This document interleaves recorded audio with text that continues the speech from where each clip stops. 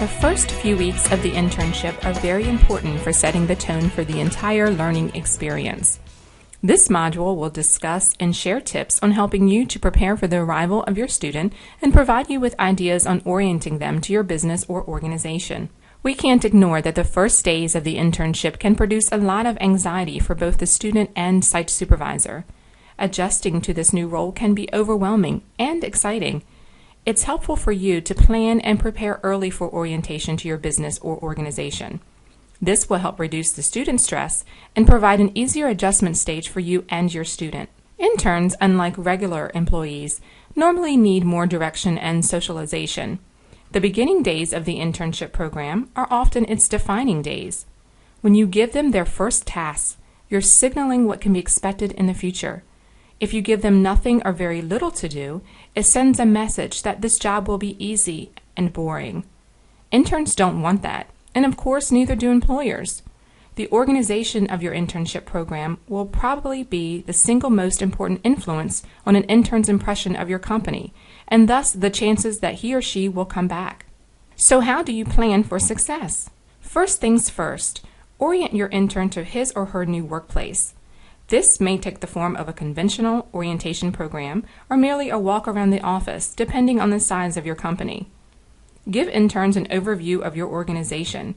Some companies give talks or hand out information about the company's history, vision, and services. Explain who does what and what the intern's duties will be. Introduce him or her to coworkers and point out the kitchen and bathroom. Making your intern at home in the office is your first step to bringing him or her back. It might be helpful to create an orientation checklist. Give your intern the resources he or she needs to do the job. That may sound obvious, but you'd be surprised at how many companies stick their interns out in the hallway or transfer them from desk to desk. That sends a potent message you don't want to send. Interns aren't important. We don't want you here. Give the intern a desk, point out the supply room, and introduce the tech support people. Encourage the intern to ask questions if they feel they need something. Keep an eye on the intern.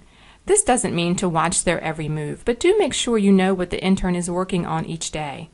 Watch for signs that the intern is confused or bored. As often as silence means that an intern is busy, it could also mean that he or she is confused and shy about telling you so. It's easy to be shy in a workplace full of older strangers who all know each other. See whether the intern is trying to do something that requires someone else's input. Make sure that work is taking precedence over web browsing. Paying attention early helps you head off problems and bad habits early on. Along those same lines, it's important to give them lots of feedback. Tell them if their work is measuring up to your expectations. Let them know if their work is officially okay. Periodically examine what your intern has produced and make suggestions. As part of the educational process, internship work activities should focus on projects specifically related to the academic major and the degree the interns expect to receive. Students are not approved for internships that involve menial tasks. Applying their knowledge to a business environment is what an internship is all about. While many students work or have worked at part-time jobs to finance their education, an internship does not fall into the category of a job. It is actually part of their academic program and should offer every opportunity to link classroom learning to workplace experience. Undergraduate students expect and appreciate clear direction regarding what is expected of them and frequent feedback concerning what and how they have done. In their academic environment, clear direction and periodic feedback is the way of life.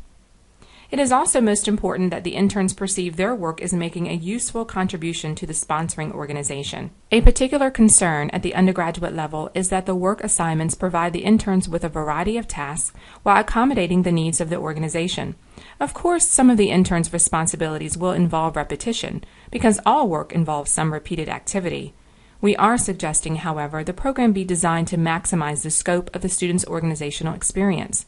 Sample tasks that undergraduate students have provided for their sponsoring organizations in the past include writing handbooks or manuals, designing posters, charts, and graphs, generating financial forecast and cost recovery reports, performing software and hardware modifications, conducting studies and surveys, developing slide and sound presentations, compiling technical reports, conducting research, generating marketing plans, conducting training packages, preparing budgets and financial reports, The job description you provided identified specific tasks and work assignments relative to the student's abilities and major.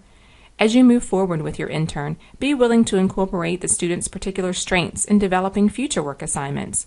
Of equal importance are identifying outcomes or expected products and showing how their work relates to the overall efforts of the department or organization. Check in with your intern on a regular basis. This can be done by scheduling formal weekly or bi-weekly meetings, or by setting a set day and time she or he will call or email if they are given more independent work.